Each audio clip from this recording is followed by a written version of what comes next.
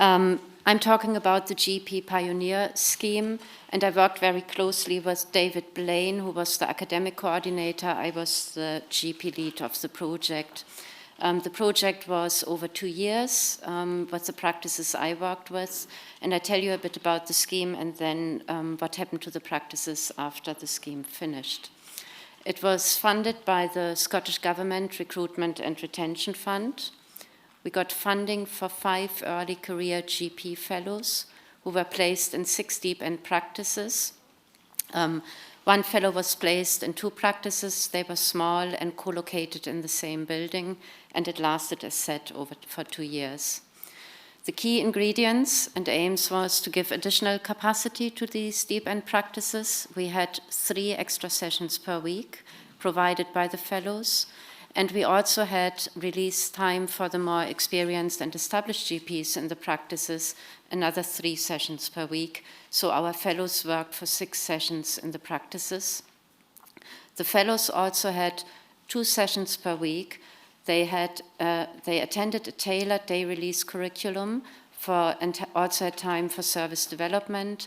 Their curriculum was approximately every 2 weeks, and the alternate weeks they had time to do projects in their practices or engage with other services. And one of the key ingredients was shared learning across the practices. We were not close geographically, we were all based in Glasgow in different areas of the city. How did we achieve the shared learning? We had 6 to 8 weekly meetings with GPs and fellows together. Especially the older GPs quite like to have the fresh air of the fellows in these meetings. We had 2 meetings in year 2 with practice managers. We had a whole morning dedicated for these meetings, and that was pretty crucial. At the beginning of the meetings, we spent a lot of time on our group dynamics, getting to know each other, respecting our different setups in the practices.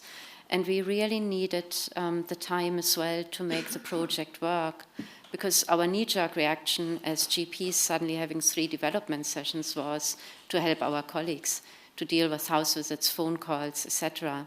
But to make it a success, we said, no, we have to change it, and we really have to look at how can we develop better services for our patients. And that helped with the meetings, with a bit of peer support and peer pressure, we managed to make it. I'll give you a few examples how we filled our time.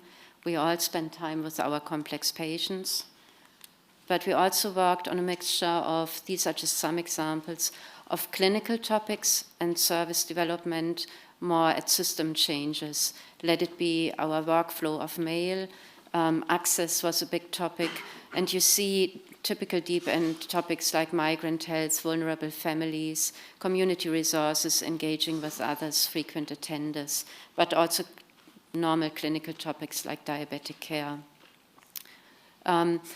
We also found out over time that some of the time was used because our practices, quite a few were in a transition of having long-term, full-time GP partners to taking the partnership over by new e-portfolio GPs, or portfolio GPs. E-portfolio is always present.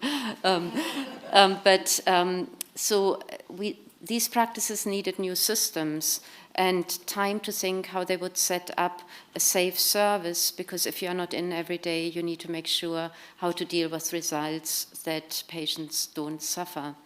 One practice was able to recruit a retainer.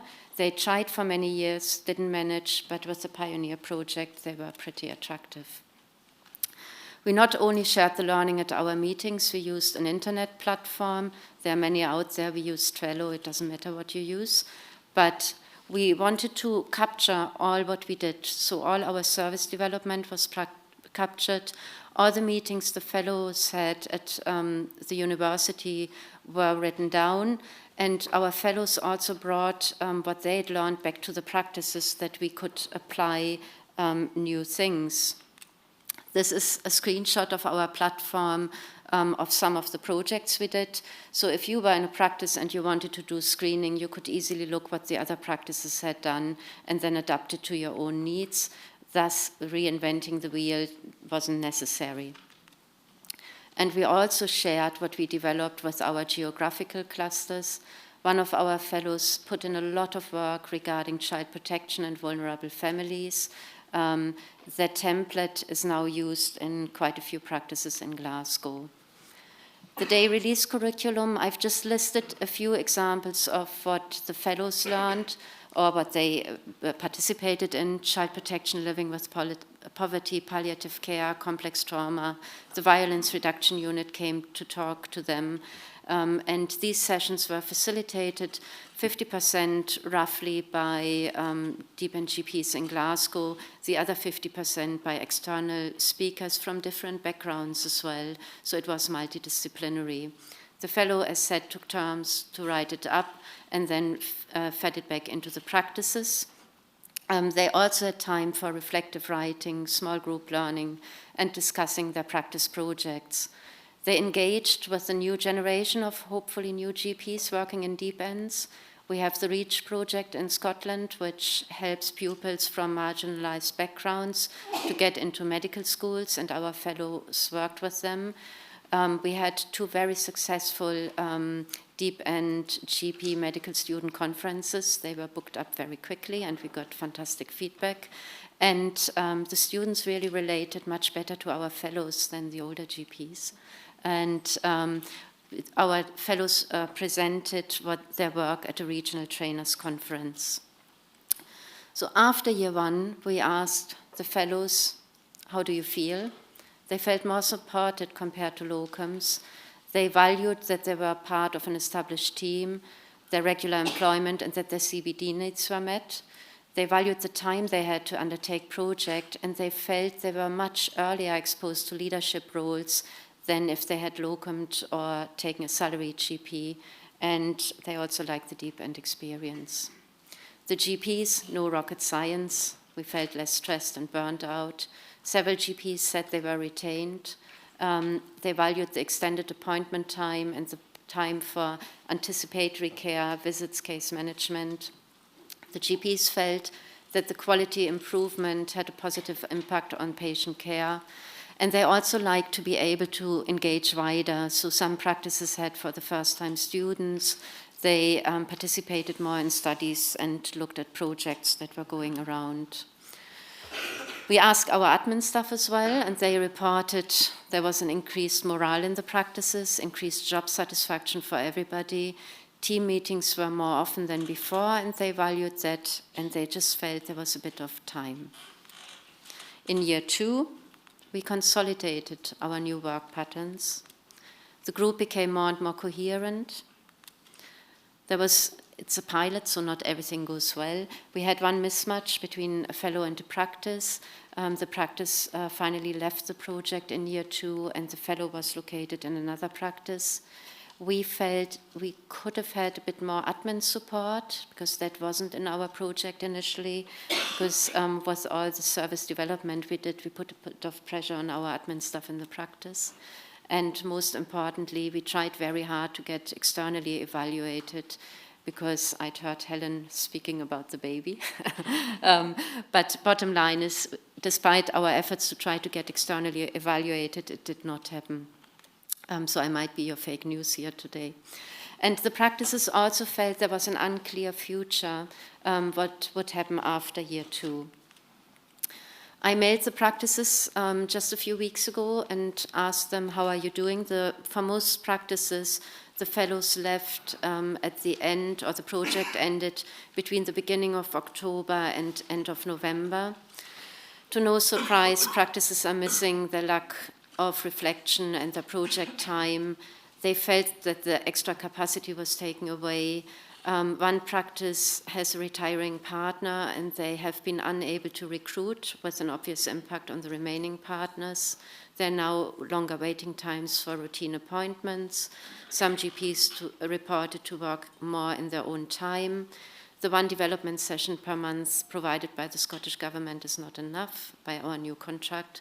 And one GP partner who was a fellow previously and got recruited as a partner in the practice felt that the transition to becoming a partner has been much, much smoother. The practices are continuing to identify clinical areas near-patient testing, group consultations that need either updating or time to develop, but there's a lack of time. But some practices continue with, or most practices continue with the implementations they've done. There's this general feeling about the uncertainty about future of general practice in deprived areas in Scotland. One practice mailed back, it's tough, holiday cover is hell. One GP had reduced the sessions. A quote, I cannot do this forever. Sorry, I should be ending on a high, but and our admin staff are missing time. The fellows mailed me back and said they use the shared resources often. They still have a very strong peer support group. One said the highlight was the meaningful shared learning between the practices. One said the teaching program was great as a fellow, but that fellow is now a partner, and said she can equally see how important the protected time for the partners is. One continues to do locum work in deep end practices, and I quote, despite it being much harder. One felt you can now spot a good practice much better. One mailed back, it's an excellent scheme. They valued the continuity with patients and the support they got through the scheme, but they also noted the difference in workload since leaving the scheme. Days are much busier. There's no catch-up time with academic sessions, despite having admin time as a salaried GP in that practice. There's increased stress, lack of time. And this is a quote from one of our fellows. It frustrates me that GPs trying to do good work and make positive changes are expected to do this in their own time. My own observation and the summary is, I worked with compassionate, caring, competent, community-orientated practices, and they avoided to do duplication and were clinical innovators. It was a pleasure to work with these practices. I think we ticked the recruitment and retention box. We worked collaboratively, one of the outsets. Yes, we had 10% extra capacity, but I just wonder if we had been properly evaluated, could we have shown that there would have been a net gain because we stopped the draining of GPs? The fellow experience overall was, I hope, pretty positive. The new GP contract hasn't brought us the funding that we had hoped for GP practices. So I just wonder if we have institutional burnout, recruitment and retention of these C practices, I call them. We always have and will have practices in deep end areas, but I think we have to decide what kind of practices we want in these areas. Thank you very much for listening.